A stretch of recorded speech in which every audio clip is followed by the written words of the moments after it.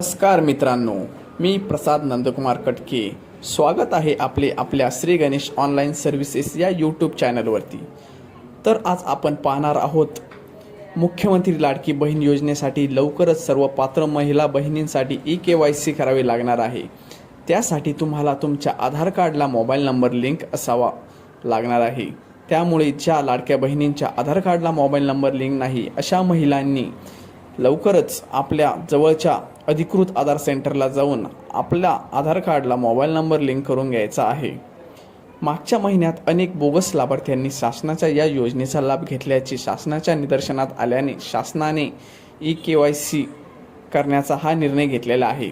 त्यामुळे जे लाभार्थी या योजनेसाठी पात्र आहेत त्यांनाच लाडकी बहीण योजनेचा हप्ता यापुढे चालू राहणार आहेत.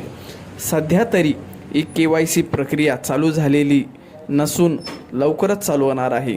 तसेच अनेक फेक वेबसाईटही तयार झालेल्या आहेत. त्यामुळे तुम्ही त्या वेबसाईटपासून लांबच राहिले बरे. या अशा अनधिकृत वेबसाईटच्या लिंकवर जर तुम्ही क्लिक केले तर तुमच्या बँक खात्यातील बॅलन्सही गायब होऊ शकतो. त्यामुळे आपल्या अधिकृत ऑनलाईन सेंटरला जाऊनच EKYC ची प्रक्रिया पूर्ण करून घ्यायची आहे. EKYC ची प्रक्रिया चालू झाल्यानंतर नक्कीच व्हिडिओद्वारे आपल्याला EKYC कशी करायची याबद्दल माहिती तुम्हाला देण्यात येईल.